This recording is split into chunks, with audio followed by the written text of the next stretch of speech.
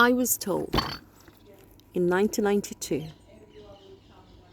that there's coming a time when the hospitals will be full of witch doctors. Witch doctors, I asked. Witch doctors.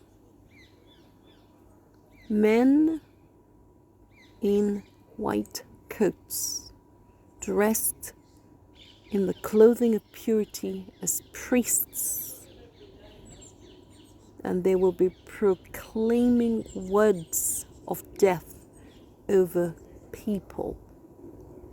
And the people with no defense will believe and swallow what these priests have said. And there will be a manifestation of anxiety, worry, as they believe the doctor's diagnosis, and they will simply begin to perish, deteriorate because of the worry, the anxiety of what the doctors have said. And there will be a manifestation of symptoms of illness, dis-ease, unease. And they will become sick.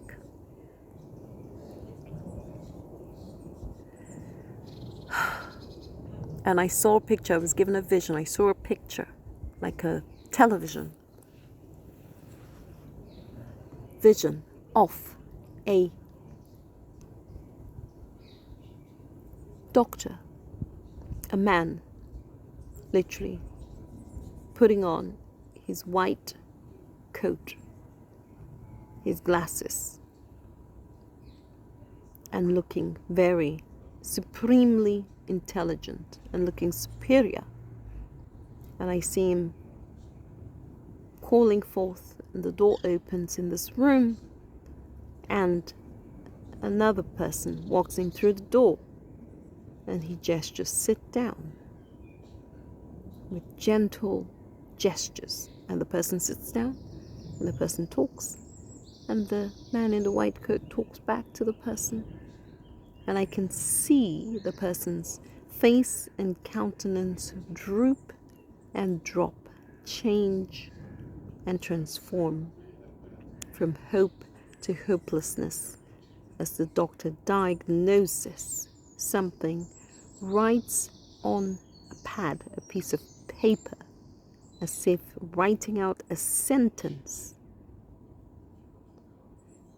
in a court of law, and hands it over. And I see that person receiving that judgment, that piece of paper as a judgment, and accepting it is his punishment, penalty, or whatever it is. Believing that person in a white coat has superior authority over him to hand out the justice that's just been judged and given to him. And he accepts it, goes away with it, and as he walks out of the door, he looks back at this high judge, high priest, this doctor, and believes him to be right and him to be fair and him to be acting in his best interest, in his great interest. And he walks away with that judgment piece of paper, that diagnosis, that condemnation of life. So I sound negative, not meaning to sound negative, but it's because I understand what has been happening over the past 30 years. Because 30 years ago I was given that vision, and I have watched the manifestation of these outcomes. I have watched healthy people go to these places of authority, come back out with a judgment, a piece of paper, or a diagnosis spoken over them. A curse is what it is. And people have literally come under that curse and deteriorated and died. Okay, you might say that's an exaggeration. No, it's simply a condensation of a lengthy process that happened. a summary. Now, why am I talking about it now? Because I see so many people going through the same thing. But I talk about it now not because of all the personal people I know who are going and receiving this judgment and condemnation, but because it is systemic, it is worldwide. And you may say to me, no, but these people were ill, sick.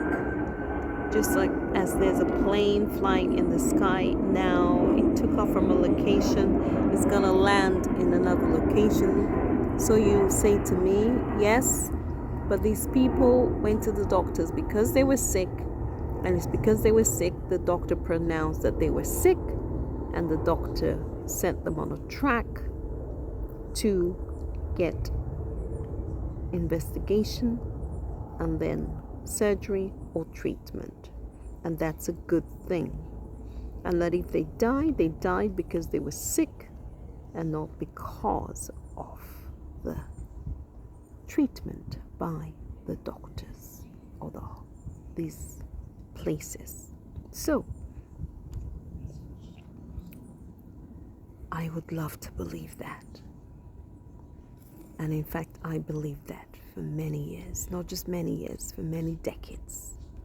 I did not want to believe that there could be anyone in the world who would want to cause harm deliberately. I did not want to believe that these well-meaning people who have studied so hard to become into those positions would be under the influence of people who did not have humanity's interest at heart. I did not want to believe that there could be people in the world who did not have humanity's interests at heart and therefore created a system in which people could trust in, humanity could trust in, and build up so much trust in humans that they believe in this system. But once they got solid 100% belief in the system, this great hospital and NHS and health system, that they would turn that system into a beast that would devour them and spit them out into the grave. I did not want to believe that. But how else can I explain to you what is going on but with words? I wish you could have 33 years of evidence to see that this is what has gone on. But you don't want to see it, because just as this aeroplane is going overhead and drowning out my voice, so the voice of the liars has been drowning out the voices of truth, the voices of the scientists, the real carers, the real doctors, the real good doctors, the real teachers, the real lecturers, the real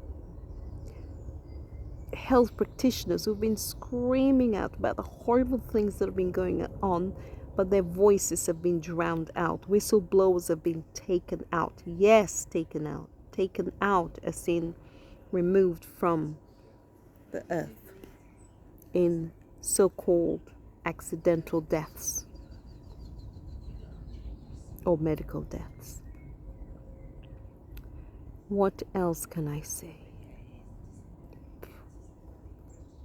I have used hospitals myself. I have been in need myself. Yet I am thankful that I am alive. But I know I am alive because there is a creative power of life at work in me, keeping me alive, speaking to me, and helping me. I know that is where my trust is in the Creator's power, the power of the Creator, the creation. I am a created being, so I have one that has created me. I am not an accident. I'm not here by accident, nor by any big bang. No bang, no noise. I am not made out of a noise, a random noise. I am made by a deliberate thinking, intelligent mind that has fashioned me out of its own imagination and how it imagined me to be. I'm not here by myself. I did not make myself. I did not come here by myself. Neither did you. Neither did your parents make themselves or come here by themselves. Neither did their parents, nor their parents' parents, nor their parents' parents' parents, going back. Continually you will find that life did not appear here by accident. I did not want to speak long. I just wanted to make it short. So this is the end. The end is that there is a real conspiracy, a conspiring, an agreement, a coming together of those who believe in the same end goal processes of creating medical murder, which leaves no clues, no evidence of who the murderer is, but creates circumstances in which people are led to believe that the murder is not a murder, but death by nature. So if you're given a diagnosis of something terrible, there are alternatives to going through the process, the factory process. There are alternatives, but don't just take any alternative. Prayerfully consider, number one, detoxing, cleaning the body. What goes in is what comes out. Anything wrong with the body means there are processes that are not working right. The body is an input-output system. What you put in is what will be put out. If you put in diseased foods, the output will be disease. If you put in healthy foods, the output will be healthy body. As people are eating foods that are laced with poisons, laced with fertilizers, insecticides, pesticides, herbicides, anything with a side in it is suicide. It is involuntary suicide. By whatever you're ingesting that has chemicals in it, those chemicals are going into your body, into your system, and they will cause damage, disease, death. If it's dead, it will cause death in your body.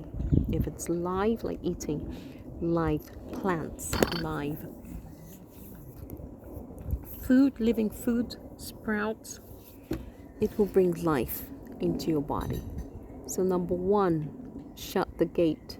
Begin to assess what goes through the gate of your mouth. Number two, begin to assess what goes through the gates of your nose, because the air you breathe, if it's laced with chemicals, petrochemicals, diesel chemicals, industrial factory chemicals, what goes in? Input equals output. What you put in will be what will put out. And so these are the very fundamentals, the very basic foundations that need to be checked, need to be cleaned up. The liver is normally very heavily polluted. The liver, the kidneys are overworking. These are organs that clean the body, but if they are not working, then they need cleaning.